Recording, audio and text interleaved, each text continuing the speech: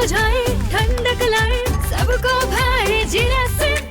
MTH का जलजीरा जीरा SIP. जीरा सिप, असली रिफ्रेशिंग, असली स्वाद, असली मजा। MTH।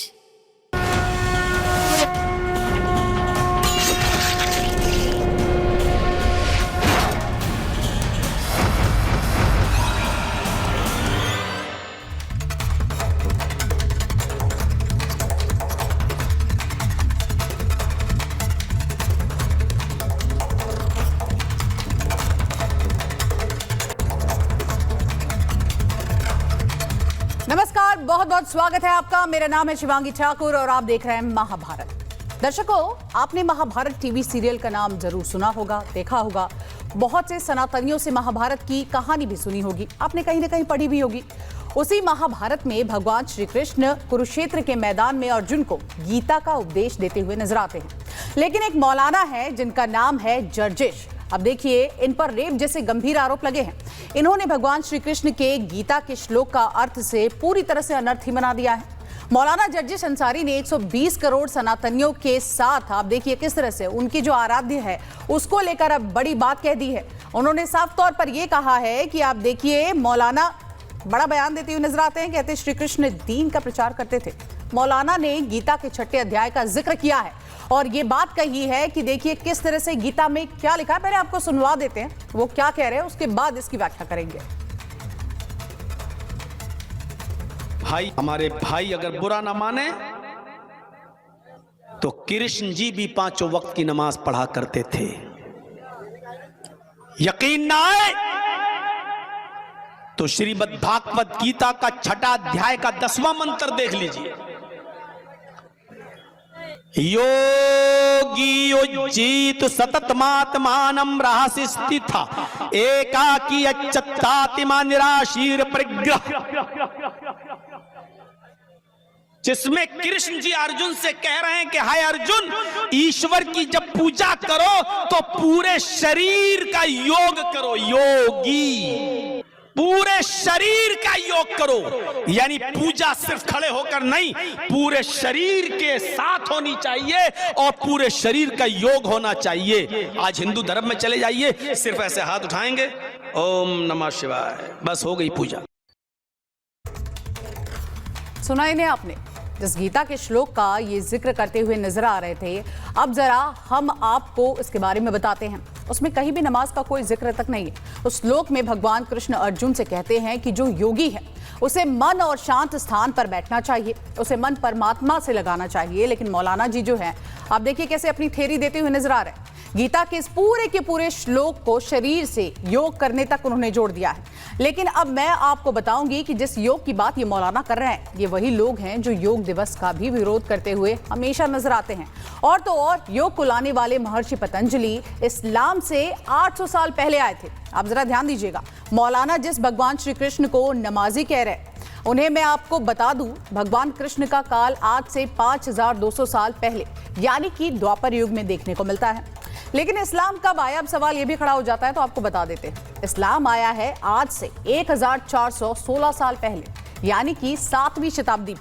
अब देखिए, दोनों में लगभग 3500 साल का अंतर पूरी तरह से है। लेकिन ये जो मौलाना जी हैं, इनका ज्ञान तो आपने देख ही लिया, इनका बयान भी आपने सुनी लिया। इनका ज्ञान कहता है कि श्री कृष्ण मुसलमान थे।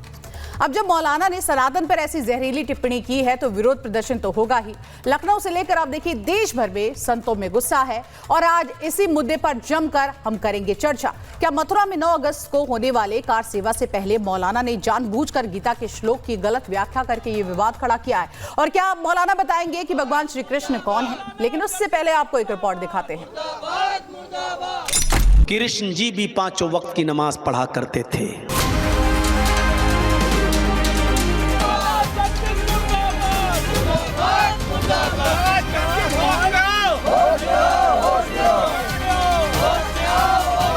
फर्जी और विवादों से नाता रखने वाले मौलाना जर्जिश अंसारी ने भगवान श्री कृष्ण पर ऐसा बेतुका बयान दिया जिसके बाद हिंदुओं में आक्रोश है।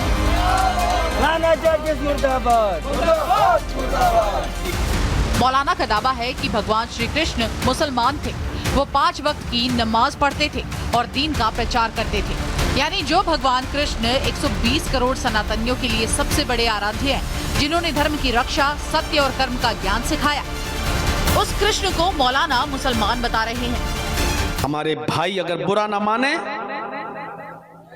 तो कृष्ण जी भी 5 वक्त की नमाज पढ़ा करते थे।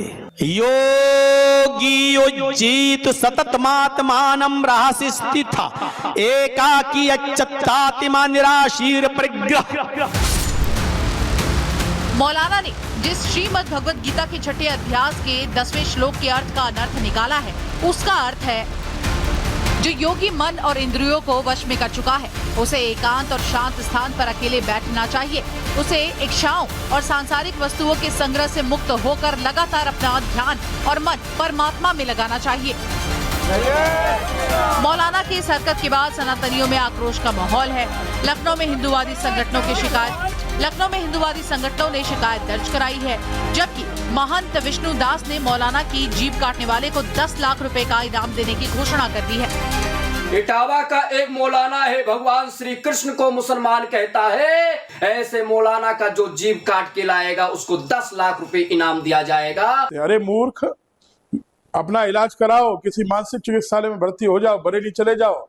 और अगर तुम्हारे पास पैसा नहीं है तो हम लोग दिल्ली में किसी अच्छे हॉस्पिटल में तुम्हारा इलाज कराएंगे। 1400 साल पुराना तुम्हारा मजहब, इकबाल कहते हैं कि मजहब नहीं सिखाता आपस में बैर करना, ये मजहब है। अब सबसे बड़ा सवाल यही है, क्या मथुरा में कार सेवा से पहले मौलाना ने जानबूझकर गीता के श्लोक की गलत व्याख्या करके विवाद खड़ा कर दिया?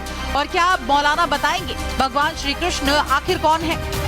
Bureau report, Republic Bharat.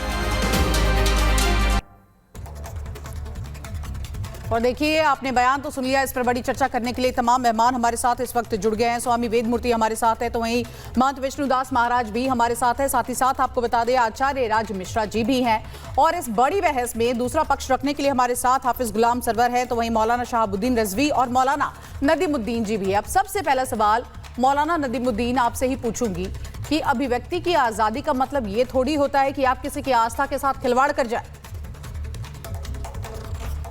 देखिए, मौलाना जर्जीस ने जो बयान दिया है वो बयान बेतुका है और भड़काने वाला बयान है। उस बयान की निंदा भी है और उस बयान को कोई भी मुस्लिम समाज या कोई भी धर्मगुरु समर्थन नहीं करता।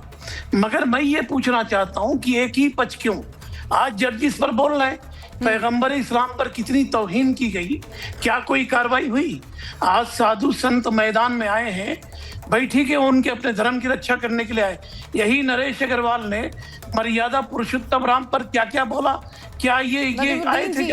नदीमुद्दीन जी, मुझे लगता है आप गलत चर्चा में बैठे हुए हैं। शहाबुद्दीन रिजवी जी, जब ऐसे मौके आए तब हमने जमकर ऐसे इशू में चर्चा की है। लेकिन आज बड़ी बात ये हो जाती है कि क्या कहीं ना कहीं एक कहते हैं ना सस्ती लोकप्रियता के लिए आपने सीधे श्री कृष्ण की बात उठा दी और सीधे सीधे कह दिया कि वो मुसलमान है। नहीं, मेरी बात तो हो जाने दीजिए ना, 1 मिनट हो जाने दीजिए। आप इतने क्यों उतावले हैं, कितने आप संयम खो रही हैं? आप बात तो सुनिए मेरी please. Nawab Bhukkal Nawab BJP का लीडर हनुमान जी को जब मुसलमान बताया था, उस वक्त ये लोग क्यों मैदान में नहीं आए? देश संविधान से चलेगा, इसकी जबान काट लेनी चाहिए, इस पे 70 लाख का इनाम होना चाहिए। ये बेतुका बयान क्यों? भाई देश का कानून है, सजा देनी चाहिए। मैं तो मुस्लिम समाज से अपील करता हूँ कि जस्टिस को बाइकआउट करो। उसको क्या जरूरत थी इस तरह का भड़काऊ बयान देने की? उसने इससे पहले यह भी कहा कि यूपी रहने के लायक जगह नहीं है। तो बेतुका बयान देके सस्ती शोहरत के लिए, पॉपुलैरिटी के लिए ये हिंदू मुसलमान कर रहे हैं। मुसलमानों से क्या लेना देना? यही सैयद इब्राहिम रस खान जो थे किचन की बत्ती में थे। ठीक है, लौटूंगी आपके पास। तमाम गेस्ट हमारे साथ है। राज मिश्रा जी, आचार्य राज मिश्रा जी, क्या आप दूसरे धर्म के लोग ये बताएंगे कि श्री कृष्ण क्या थे और क्या नहीं? सबसे बड़ा दुर्भाग्यपूर्ण तो यह है शिवांगी जी, इन्हीं दूसरे धर्म के लोगों से पूछ लो कि तुम्हारे छठी पीढ़ी के दादा का नाम क्या था, तो उनका नाम दूसरे धर्म का नाम बताएंगे। ये उनका नाम रामलाल, श्यामलाल, या इनको पता ही नहीं होगा।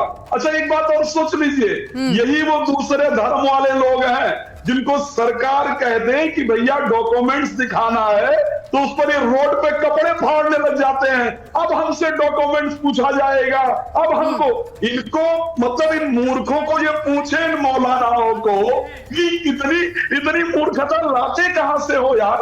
अरे तुम्हें ये तो सोचना चाहिए कि तुम्हें अपने बाप दादा पीढ़ियों का नाम तक पता नहीं है। अरे हमें मालूम है। ठीक है, ठीक है। इस बड़ी चर्चा में हमारे साथ 3 और मेहमान जुड़ गए हैं। शिशिर चतुर्वेदी हमारे साथ इस वक्त है, जो कि हिंदू महासभा से है। इसके साथ साथ अंबर जैदी हमारे साथ है और आलम रिजवी हमारे साथ है। लौटूंगी आपके पास, मौका पूरा दूंगी बात करने के लिए। आप हमारे मेहमान हैं। अंबर जैदी, जिस मौलाना की हम बात कर रहे हैं, जर्जिश, इनके बयान तो आपने पहले भी सुने होंगे, खासकर महिलाओं को लेकर जो ये टिप्पणी करते हैं और जो इनकी सोच है। बिल्कुल, देखिए मौलाना जर्जिस जो है वो इसी तरह के बेतुकी बयानबाजी के लिए जाने जाते हैं और सालों से वो इसी के दम पे सरवाइव करते आते हैं। इनफैक्ट उनको कई सारे बड़े लीगल कार्रवाइयों का भी सामना करना पड़ता है। लेकिन अब सवाल ये है कि किसी भी धार्मिक ग्रंथ को इस तरह से गलत कोट करना, इसके पीछे का आखिर मकसद क्या है? हम सब जानते हैं कि क्या भगवत गीता कहती है, कुरान क्या कहता है। आप किस उद्देश्य से इस तरह की गलत व्याख्या कर रहे हैं? और किसी धार्मिक ग्रंथ की या श्लोक की अगर आप गलत व्याख्या कर रहे हैं तो आपको इसकी जिम्मेदारी तो उठानी पड़ेगी। अगर आप मानते हैं कि श्री कृष्ण मुसलमान थे तो सबसे पहले आप जय श्री कृष्ण बोलना शुरू कर दीजिए। और जो मंदिर का विवाद है उस जमीन को छोड़िए। सबसे पहले तो ये है कि अगर मैं मानती हूँ कि अगर मैं जीसस क्राइस्ट को, सभी मुसलमान या जितने भी पैगंबर हैं उनको हम ईमान रखते हैं, तो आप उनका अगर ईमान है तो फिर सम्मान कहाँ है आपका? सबसे बड़ा सवाल तो ये है। योर टेक, क्या कहेंगे आप इस बयान को, आप कैसे देखते हैं? ठीक है, इनके पास लौटूंगी मैं, लेकिन देखिए हमारे साथ शिशिर चतुर्वेदी भी जुड़ गए हैं। शिशिर जी, हमने देखा, तस्वीरें भी देखी आज हमने, किस तरह से इसको लेकर लगातार विरोध प्रदर्शन भी हुआ, ग्राउंड पर भी तस्वीरें सामने आई हैं। क्या मांग है आप लोगों की? देखिए, हमारी मांग ये है, मात्र 1400-1500 साल का इस्लाम का इतिहास, और ये जर्जिस अंसारी जी कहते हैं कि हमारे आराध्य, हमारे प्रभु, हमारे ईश्वर वो एक कट्टर मुस्लिम थे और 5 टाइप के नमाजी थे। हम इनसे भी पूछना चाहते हैं कि आपने क्या अवधि पढ़ी, संस्कृत पढ़ी, या केवल मदरसों में शिक्षा ली और बिना तथहीन सस्ती लोकप्रियता के लिए आप इस तरीके का बयान दिया? प्रश्न तो यहाँ पर अखिलेश यादव जी से भी उठता है कि लगातार राम जन्मभूमि के चंदे पे, लगातार वो राम जन्मभूमि के चढ़ावे पे बात करते हैं, लेकिन जो उनके स्वयं के पूर्वज हैं, जहां से वो जुड़े हुए हैं, जिनके वो वंशज हैं, कम से कम अब तो मुंह खोलो कि आपको मुसलमान को कहा जा रहा है। ठीक है, ठीक है, देखना होगा, क्योंकि आप लोगों ने आज भी पूरे दिन इसको लेकर जमकर प्रदर्शन किया। तस्वीरें लगातार रिपब्लिक भारत दिखा रहा था। हमारे साथ देखिए गुलाम सरवर जी भी हैं। गुलाम सरवर जी, बहुत आसान सवाल है कि आपको अपनी लोकप्रियता के लिए सनातन के जो लोग हैं उनकी आस्था के साथ खिलवाड़ करने की जरूरत क्या आ रही है?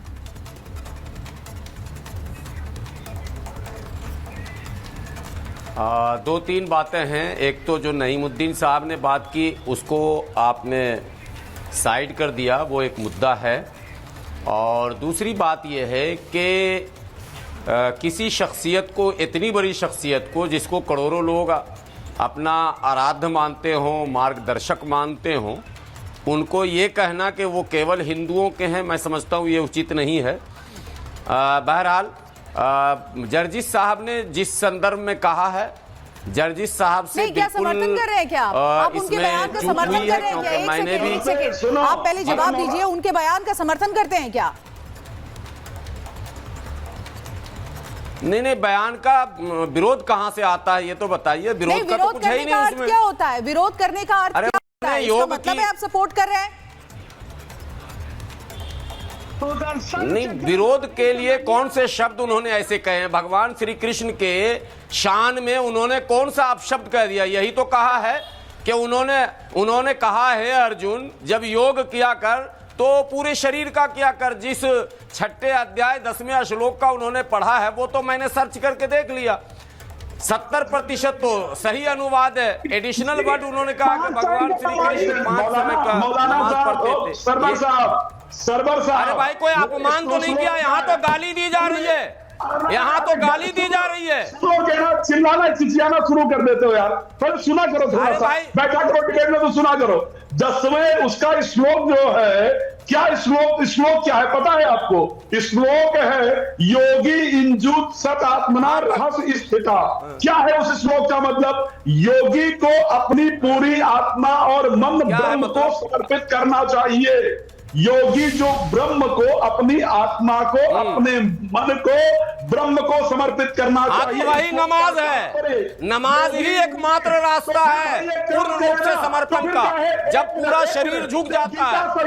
मुझे ऐसा लगता है, देखिए चर्चा में मुझे ऐसा लगता है कि एक बार जो है हमें गुलाम सरवर साहब को वो बयान फिर से सुना देना चाहिए। मैं चाहूंगी मेरे पीसीआर जो है वो बयान एक बार फिर से सुनाए। मुझे लगता है ये ठीक से डिबेट में वो बयान सुनकर नहीं आए, और अगर आपने ठीक से वो बयान सुना है उसके बाद भी उसका समर्थन करते हैं, फिर आपको भी जवाब देना पड़ेगा। एक बार वो बाइट जरूर चलाइए जो कहा है। अरे भाई, अगर बुरा ना माने तो कृष्ण जी भी 5 वक्त की नमाज पढ़ा करते थे। यकीन ना आए तो श्रीमद् भागवत गीता का 6वां अध्याय का 10वां मंत्र देख लीजिए। योगी युज्जीत सततमात्मानं रहसि स्थितः एकाकी अच्युतात्मा निराशीर परिग्रह। जिसमें कृष्ण जी अर्जुन से कह रहे हैं कि हाय अर्जुन, ईश्वर की जब पूजा करो तो पूरे शरीर का योग करो। योगी पूरे शरीर का योग करो, यानी पूजा सिर्फ खड़े होकर नहीं, पूरे शरीर के साथ होनी चाहिए और पूरे शरीर का योग होना चाहिए। आज हिंदू धर्म में चले जाइए, सिर्फ ऐसे हाथ उठाएंगे, ओम नमः शिवाय, बस हो गई पूजा।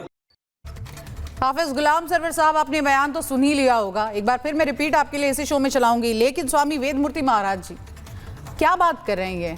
आप देखिए किस तरह की ये बात कर रहे हैं। लगातार इस पूरे मामले पर हम बातचीत कर रहे हैं और साफ तौर पर आप देखिए राज मिश्रा जी भी हैं, विष्णुदास जी भी मेरे साथ है। विष्णुदास जी, ये सवाल आप ही के लिए। योग का विरोध करते हैं और आज देखिए आप उदाहरण देने के लिए बात आई तो कह रहे हैं कि आप योग की तरह इसको कीजिए। क्या मतलब ये किस तरह का बयान है? इस बयान को कैसे देखेंगे हम? देखिए, अयोध्या भगवान श्री राम की नगरी से आप सभी को जय सिया राम। और भारत की पहचान संस्कृति और सनातन से है, मगर ऐसे मौलाना भी सभी सनातनी हैं, मगर अपने पूर्वज उठा करके देखें ये फॉलो नहीं करते अपने। और ये मौलाना जो कह रहा है कि भगवान श्री कृष्ण मुसलमान हैं, ये गलत बोल रहा है। इसको भागवत का ज्ञान नहीं है, शास्त्र का ज्ञान नहीं है। भागवत गीता भगवान श्री कृष्ण का ही रूप है। कृष्ण में और भागवत में, गीता में कोई अंतर नहीं है। सच्चिदानंद रूपाय विश्वोत्पत्त्यादि हेतवे तापत्रे विनाशाय श्री कृष्णाय वयं नमः। ये क्या जानेगा परमात्मा को? इस्लाम धर्म कोई धर्म नहीं है, ये बनाया हुआ है। कोई मुसलमान जन्म से नहीं होता है, यहीं पर आकर ऐसे लोगों के साथ क्या करना चाहिए? ऐसे लोगों के साथ क्या किया जाना चाहिए?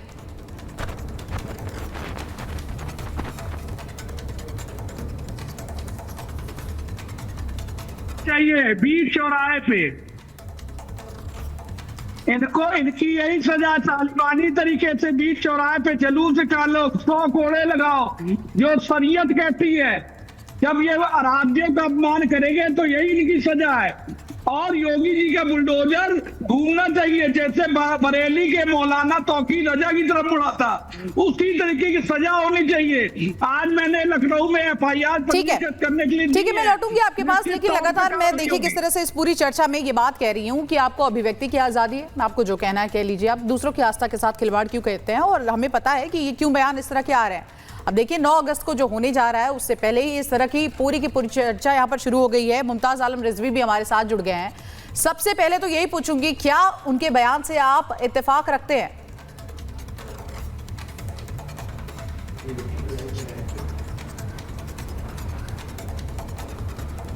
मुमताज आलम रिजवी, अगर मेरी आवाज आप तक पहुंच रही हो, क्या आप उनके बयान से, मौलाना जर्जिश के बयान से इत्तेफाक रखते हैं, हाँ या ना? मेरी आवाज आ रही है? जी, मेरी आवाज आ रही है? जी बोले। तो मैं ये कह रहा हूं कि कौन सी बात कहां कैसे कही जाती है, ये सलीका हो तो हर बात सुनी जाती है। आप देखिए, जो मौलाना ने कहा बकवास है, बेहुदा बातें हैं, और नमाज के अपने अरकान हैं, और एक भी अगर रुक नमाज का छूट जाए तो नमाज नहीं होती है। तो इसलिए भगवान श्री कृष्ण नमाज पढ़ते थे, फिर वो कहेंगे रोजा रखते, सब बकवास बात है। इस तरह की बातें नहीं करनी चाहिए उन्हें। और ये सिवाय झगड़ा लड़ाने की बात, सिवाय नफरत फैलाने, इसके अलावा कुछ नहीं है। तो मुझे लग रहा है कि ऐसी बातें जो भी करे वो सिवाय बेहूदगी के, सिवाय बदतमीजी के, और इसको कुछ ये कोई आलमाना बात नहीं है कि कोई एक श्लोक पढ़ दीजिए। भाई नमाज के अरकान तय किए गए, उसमें बताया गया है। ये थोड़ी कि अगर कोई सुबह शाम योगा करे तो वो नमाज हो जाएगी। नहीं, योगा कीजिए, अच्छी बात है, लेकिन योगा कर लेने से नमाज नहीं होगी, ठीक है। तो इसलिए इस तरह की बकवास, और नमाज के भी अरकान भी तय है और अरकान के साथ साथ टाइम भी फिक्स है। और ये भी तय है कि कब 2 रकात पढ़नी है, 4 रकात पढ़नी है, 3 रकात पढ़नी है, ये सब तय है। तो इसलिए इस तरह अरे ये बयान सुनिए, ये बयान, चलिए इस बयान पर तो आप नहीं बोलेंगे, लेकिन आपको मैं उसका एक और बयान सुना देती हूँ। मौलाना जर्जिश का एक और बयान जो कि महिलाओं को लेकर दिया गया है, और वो वीडियो पहले मैं चलाती हूँ, पहले उस बयान को सुनिए, क्योंकि जितने पैनलिस्ट बैठे हैं खासकर उनके समर्थन में, उनको तो शायद पता नहीं वो क्या क्या बोलते हैं। सबसे पहले महिलाओं पर दिया गया वो बयान हम चलवाते हैं, उसके बाद इस पर मैं रिएक्शन लूंगी। मैं चाहूंगी पीसीआर वो बयान चलाए महिलाओं को लेकर जो कहा है इन्होंने। गलत तुम कर रही हो, क्योंकि तुम उसकी बीवी होकर उसको अपने जिस्म से रोक रही हो और फायदा उठाने का मौका नहीं देती हो। फरमाया अल्लाह के नबी ने, अगर तुम उस ऊंटनी पर भी बैठी हुई हो और तुम्हारे बच्चे का डिलीवरी का वक्त करीब हो और इस हाल में तुम्हें तुम्हारा शौहर हम बिस्तरी के लिए तुम्हें बुलाए, तुमसे वो ये चाहे कि वो अपनी बीवी से फायदा हासिल करे, तो आए औरत, तुझे उस वक्त भी अपने शौहर के पास जाना पड़ेगा। फरमाया कि औरत को इस हाल में भी अपने शौहर के पास आना पड़ेगा, और इस पोजीशन में भी वो अपने शौहर को अपने जिस्म से नहीं रोक सकती हो। आप लोगों ने ये घटियापन, ये ओछापन और ये घटिया बयान, अमर जैदी क्या कहेंगी? कि ये कोई पहली बार नहीं है, और इस तरह के बयानों पे हमने कितने सालों में इनके कितनी बयानों पे चर्चा की है, और इनको उसके लिए सजा भी हुई है। सवाल ये है कि अगर हम समाज की बेहतरी के लिए कोई बात कहेंगे तो हमारे खिलाफ फतवे आ जाते हैं, लेकिन इस तरह के जो असामाजिक तत्व हैं उनके खिलाफ ना तो कोई इस्लामिक संगठन कोई कदम उठाता है, अगर सरकार या पुलिस कोई कदम उठाती है तो कहेंगे कि मुसलमानों के खिलाफ पूरा ये तंत्र खड़ा हो गया। आप असामाजिक एक्टिविटीज तत्वों को इतना फ्री छोड़ देते हैं, आप आके फिर उनका समर्थन भी करते हैं कि भाई गुलाम सरवर साहब इतने आज उनको मैंने पहली बार इस तरह की बात करते हुए देखा कि उन्होंने कौन सी गलत बात की। उन्होंने मौलाना जर्जिस का बयान नहीं सुना। आप हमेशा भगवत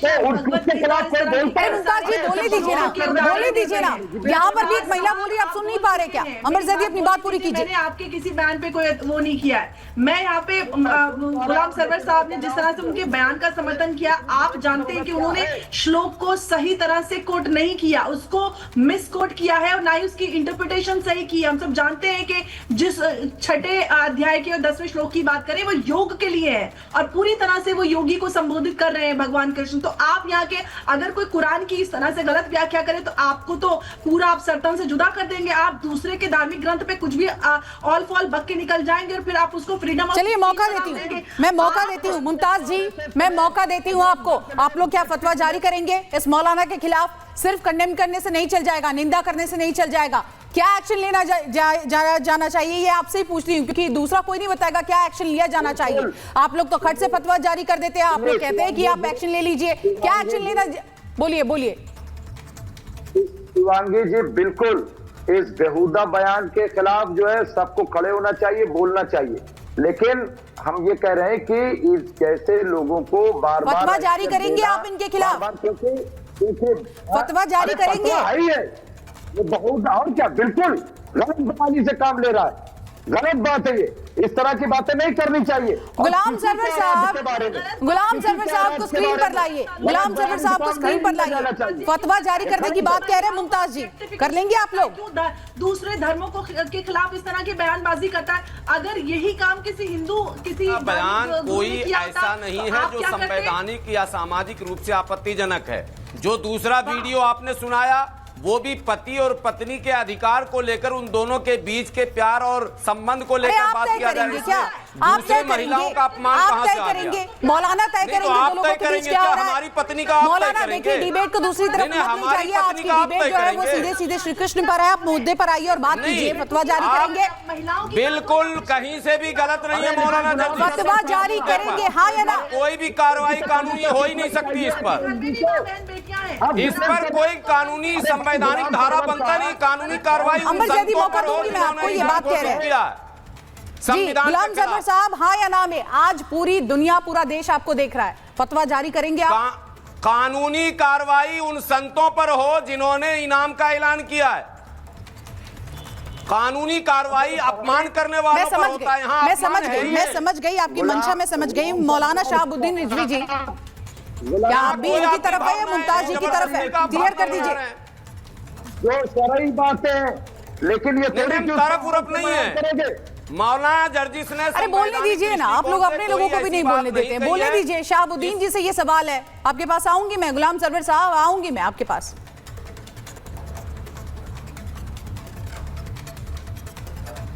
फतवा देने का अधिकार मुफ्ती के पास होता है। क्या आप मौलाना ये जर्जिस के खिलाफ ठीक है, बेतुका ठीक है, हमेशा बेशर्मी करना, ठीक है। आप फतवा देते हैं?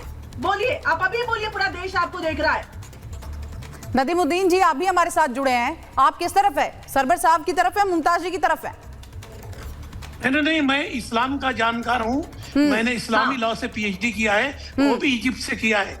ना मैं महबूब रजवी की बात कर रहा हूँ, ना सरवर साहब की बात कर रहा हूँ। बात ये कह रहा हूँ कि जर्जिस का बयान इस्लामी उसूलों के खिलाफ है। जिस वक्त तो 5 वक्त नमाज की बात, आप फतवा देते हैं, रिटन फतवा। मैं आपसे फतवा मांगती हूँ, एक मुसलमान अरे सुनिए, मैं आपसे फतवा मांगती हूँ। आप बताइए ना, देश देख ठीक है। आप फतवा नहीं, पहले आप सुनिए ना। नहीं, पहले अंबर जैदी जी, बोल लेने दीजिए, बोल लेने दीजिए। बहुत समय बाद उन्हें मौका मिला है। जी नदीमुद्दीन जी, अपनी बात पूरी कीजिए। देखिए, ये देश संविधान से चलता है, मेरे फतवे से तो चलता नहीं। मैं तो आपने मुझसे पूछा नहीं। जब महिलाओं के लिए फतवे निकलते हैं, तब तो आप कहते नहीं। ठीक है। एक मुसलमान, अरे पहले पूरी अब बात आपको तो संविधान सुनो। याद आ गया। वेद मूर्ति जी, अब देखिए, जब अपनों पर बात आई है तो कह रहे हैं कि संविधान से ये देश चलता है। नहीं, सुनिए भाई, मुझे मेरे एड्रेस पर वो मुझे तहरीर करें, सवाल करें तो मैं उसका जवाब दूंगा। दुर्भाग्यपूर्ण है ये, दुर्भाग्यपूर्ण है। नहीं, दुर्भाग्यपूर्ण है। रुक जाइए, वेद मूर्ति जी अपनी बात पूरी करेंगे। अब देखिए, अपने पर बात आई तो ये कह रहे हैं कि ये देश तो संविधान से चलता है। ये सहूलियत भरा बयान आप सुन सकते हैं, क्या कहेंगे?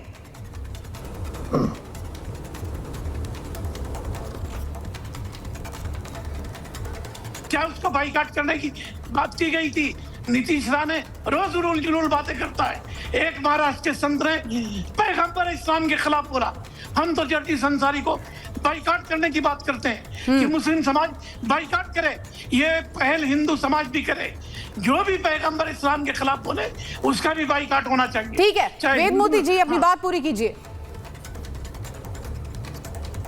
मैं क्या कह रहा हूँ? कृष्णाय वासुदेवाय हरे परमात्मने प्रणतः क्लेश नाशाय गोविंदाय नमो नमः।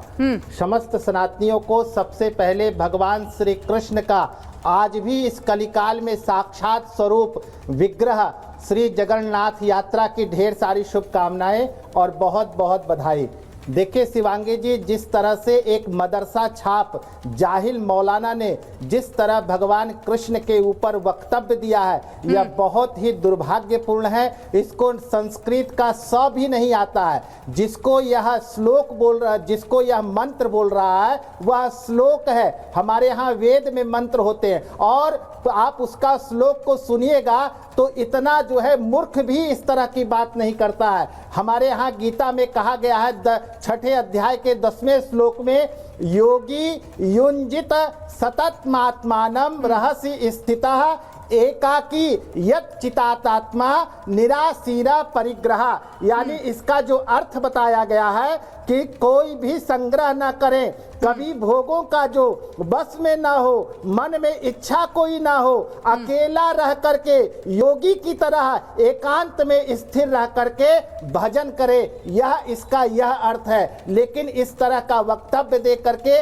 आपसी सौहार्द को बिगाड़ना चाहता है। इसलिए हमारे शासन और प्रशासन से पूरे साधु संत समाज की ओर से आग्रह है कि ऐसे मौलाना के ऊपर कठोर कार्रवाई हो। मुझे जिससे उम्मीद है भविष्य मुझे में उम्मीद इस है तरह वेदमूर्ति का जी, जिस सौहार्द तरह से आपने बिगाड़ने इस का पूरी काम बात को न समझाया करे। है, और जितने अभी जितने मौलाना पैनलिस्ट बैठे यहाँ हुए पर हैं, बैठे उनसे हुए हैं मेरा और एक साफ तौर प्रश्न है। पर मौलाना हमारे यहाँ जर्जिश की समर्थन में है, देवाधिदेव शायद उनको महादेव समझ में आ जाए। मैं की लौटूंगी आपके पास। पार्वती है। देखिए लगातार भगवान आचार्य राज कृष्ण मिश्रा की जी भी हमारे साथ जुड़े हुए हैं। राज मिश्रा जी, भगवान राम बड़ा की सवाल पत्नी ये हो जाता है, सीता मैं लौटूंगी आपके पास वेदमूर्ति जी, बड़ा अल्लाह सवाल ये हो की जाता है, बेगम कौन है, उसका नाम मैं देख बताएं। रही हूँ विष्णुदास महाराज जी भी कुछ कहना चाहते हैं, कुछ ऐड ऑन करना चाहते हैं। जी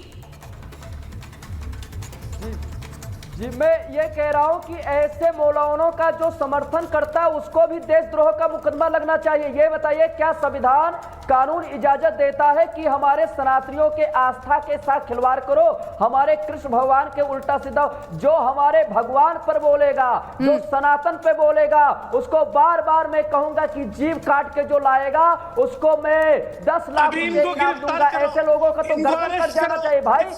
एक तरफ सुन लीजिए, सुन लीजिए, सुन लीजिए, एक तरफ माला, दूसरी तरफ भाला रखते हैं हम लोग। तुम्हारे जैसे मौलाना, तुम्हारे जैसे मौलाना समाज में नफरत फैलाते हैं, समाज को तोड़ते हैं। तुम्हारे जैसे मौलाना का कोई अधिकार नहीं है, कोई अधिकार नहीं है हिंदुस्तान में रहने का। आपको कानून ने इजाजत नहीं दिया, आप FIR कराइए, सरकार कानून सजा देगी। अच्छा अच्छा, तो कानून ये इजाजत देता है कि भगवान राम को, भगवान श्री कृष्ण को गाली दो? कानून इजाजत देता है ये बात? बिल्कुल नहीं, नहीं, कानून इजाजत नहीं देता, नहीं देता हो, कानून इजाजत नहीं देता है।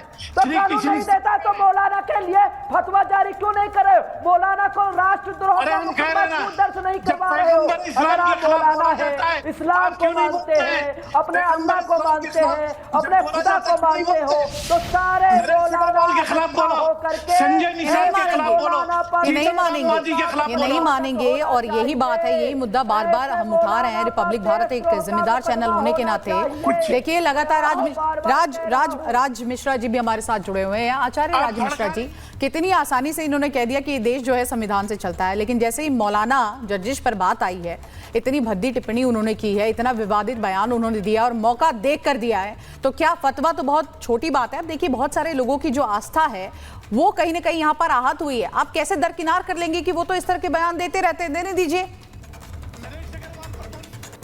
अग्रवाल ने क्या बोला था? संजय निषाद, जितने मौलाना बैठे हैं, ठीक है, जब पत्थर मारा जाएगा पूजा पांडाल पर, तब ये मौलाना कहेंगे हम निंदा करते हैं, हम इसका समर्थन नहीं कर। अच्छा, करेंगे कुछ नहीं, टीवी पर बैठेंगे पर टीवी पर उसका समर्थन नहीं करेंगे, वो इतना ही होगा, और पीछे से पूरा समर्थन करेंगे। जब कहीं पर दुर्गा पूजा हो जाए, जब होली हो, दिवाली हो, जब भी ऐसा होगा तो ये करेंगे कुछ ना कुछ जरूर। लेकिन ये 3-4 मौलाना वहां से आएंगे और 3-4 मौलाना ये टीवी पर बैठेंगे। अरे मौलानाओं, पहले ध्यान रखो, तुम कह रहे हो ना पैगंबर पर ये किया गया, वो किया गया। कन्हैया लाल का मर्डर क्यों हुआ था तुम सब लोग जानते हो, समझ में आया?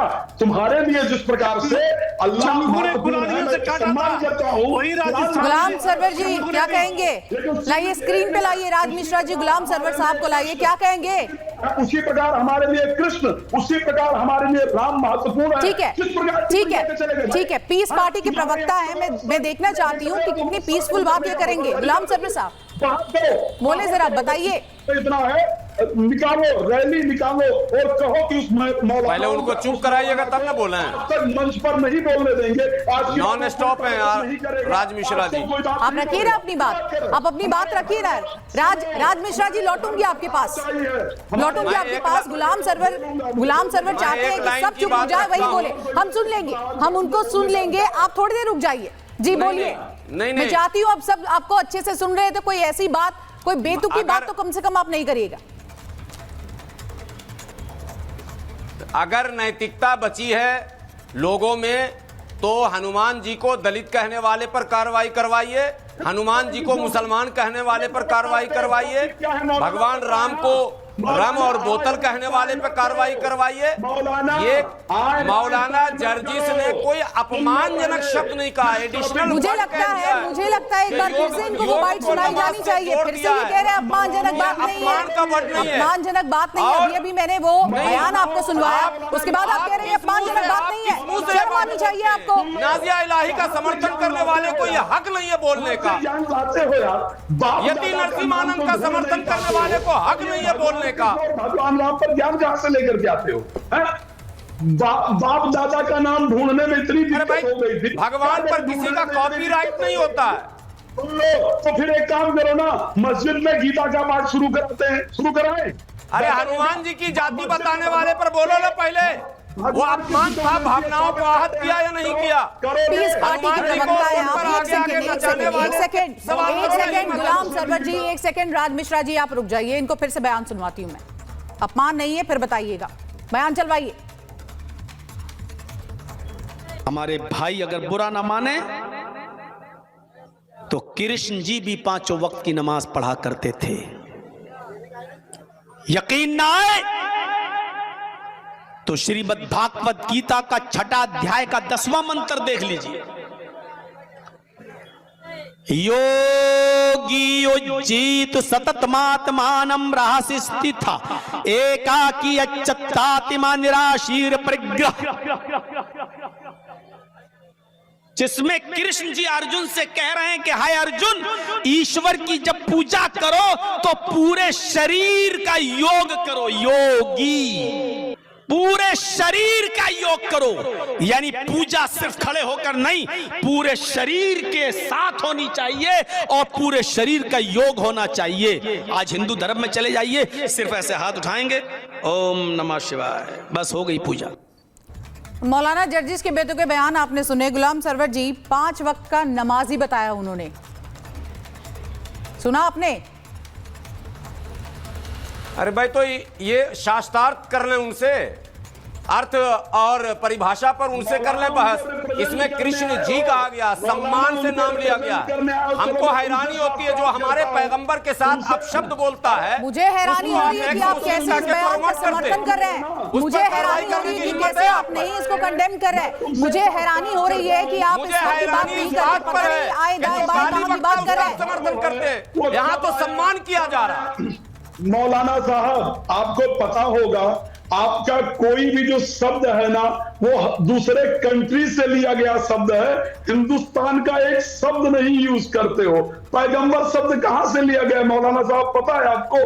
पैगंबर शब्द कहां से लिया गया, अल्लाह शब्द कहां से लिया गया? मुमताज आलम रिजवी भी कुछ कहना चाहते हैं। मुमताज आलम रिजवी, आप भी तो दूसरे कंट्री से आए हैं। मुमताज आलम रिजवी, बयान सुना आपने एक बार फिर से? 5 समय का नमाजी बताते हुए नजर आ रहे हैं और ये गुलाम सरवर साहब कह रहे हैं कोई अपमान ही नहीं किया।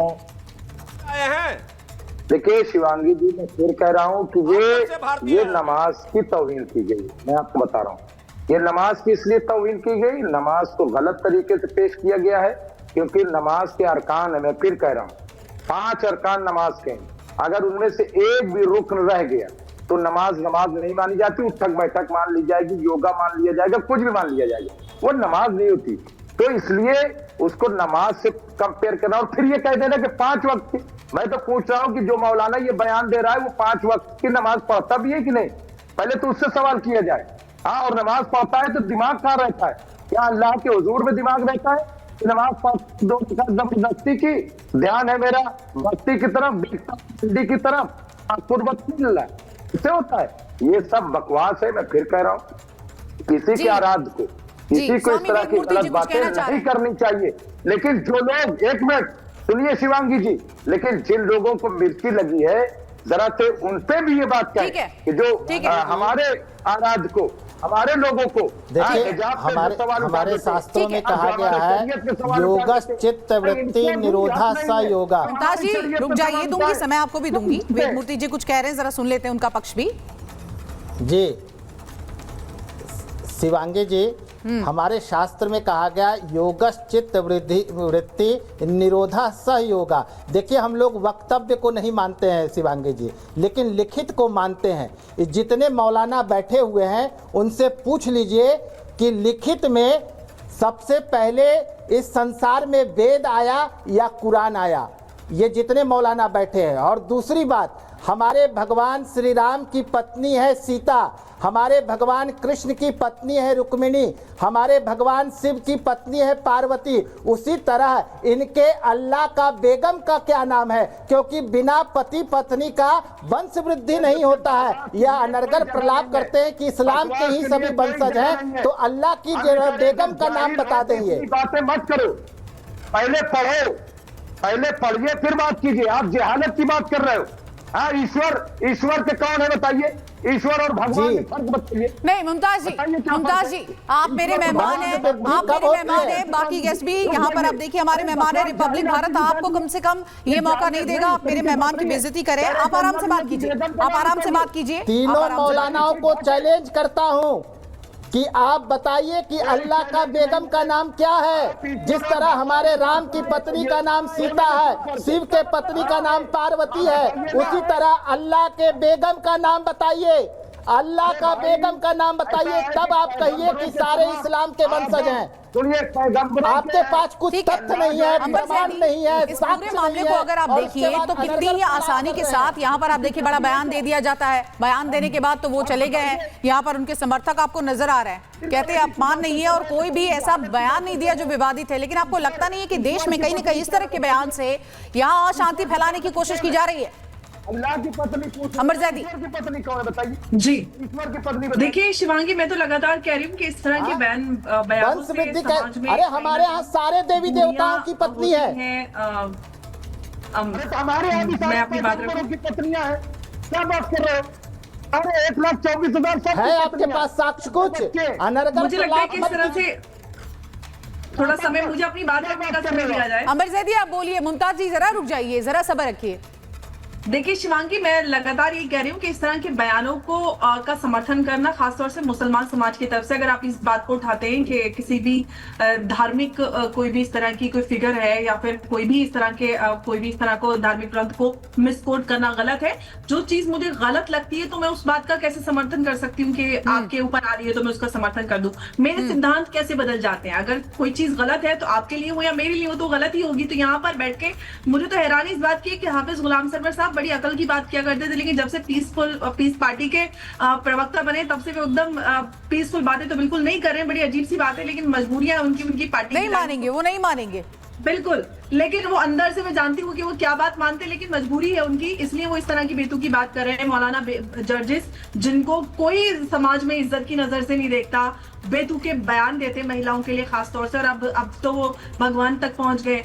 आप उसको भी आप कह रहे हैं कि भाई सही वो कह रहे हैं उन्होंने कौन सी गलत बात करी। उन्होंने श्री कृष्ण जी का भाई उनका बड़ा एहसान है कि उन्होंने श्री कृष्ण को श्री कृष्ण जी कह दिया। वो श्री कृष्ण जी ना कहेंगे तो श्री कृष्ण जी का सम्मान या जो उनका स्थान है वो कम नहीं होगा। उनके कहने से कोई नहीं फर्क पड़ता, क्योंकि वो तो उनको अपना आराध्य है, उनका सब उनमें तो कोई आस्था ही नहीं रखते, तो फिर उनके जी लगाने से क्या ही फर्क पड़ जाएगा। बड़ा सवाल ये है कि आप किसी भी धार्मिक ग्रंथ को, किसी भी श्लोक की गलत व्याख्या किस अधिकार से कर रहे हैं, और फिर आप उसके समर्थन में भी आ रहे हैं। अगर किसी भी धार्मिक ग्रंथ की आप गलत व्याख्या कर रहे हैं तो आप पे जिम्मेदारी है कि दुर्भाग्य और हैरानी की बात तो ये हो जाती है कि देखिए एक मौलाना ने बयान दे दिया, ठीक है, विवादित बयान है, उस अपमान को आप देखिए समर्थन नहीं किया जा रहा है। सवाल उस पर पूछा जा रहा है कि क्या बुरा कह दिया। मतलब मैं तो हैरान हूं उनकी बातों से, और मैं ये सोचती हूँ कि अगर आप उनकी बातों को मानते हैं, आप भी उसका समर्थन करते हैं, तो खुल के आइए और खुल के कहिए। हमने बड़ा मंच आपको दिया है, देश और दुनिया की जनता आपको देख रही है, कह दीजिए आप समर्थन करते हैं।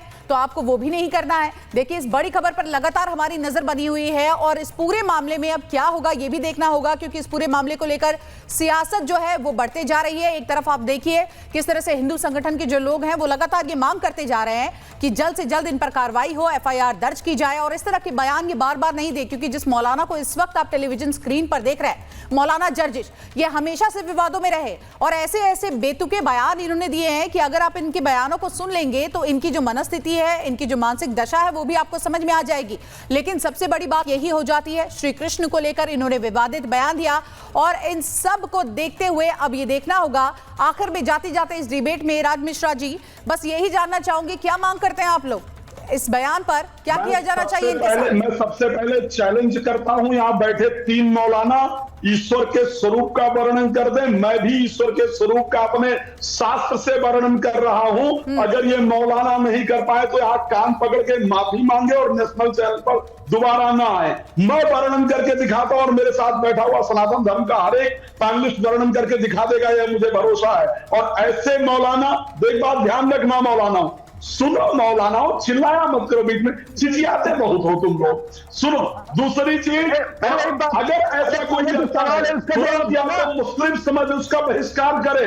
सुनो, या तो मुस्लिम समाज उसका बहिष्कार करे को और स्वीकार या तो करना पड़ेगा। आपके धार्मिक ग्रंथों से साबित करूंगा। आपको अंधविश्वास फैलाने नहीं दूंगा। क्या क्या स्वीकार करना पड़ेगा? एक ईश्वरवाद, निरंकार नहीं मानेंगे। ईश्वर, ये आपके ये बिल्कुल नहीं धर्म मानेंगे और देखना होगा, क्योंकि देखिए साफ तौर पर जो इस बयान का समर्थन करता है वो एक्सपोज हो रहा है दुनिया के सामने। जो उनकी बात सामने आ रही है, साफ तौर पर ये कहते कुछ और है, करते कुछ और है। लेकिन इस बड़ी खबर पर लगातार रिपब्लिक भारत जो है वो आपको एक एक तस्वीर दिखाएगा और क्या इस मौलाना पर एक्शन होता है। क्या आप देखिए मथुरा में अब आने वाले दिनों में किस तरह से 9 अगस्त को जो तैयारियां चल रही थी उसको लेकर ये किया गया है। इस पर सियासत भी तेज हो गई है। इस पूरे मामले से जुड़ी एक एक अपडेट लगातार आपको हम बताते रहेंगे। तमाम मेहमानों का बहुत बहुत शुक्रिया इस चर्चा में हमारे साथ जुड़ने के लिए।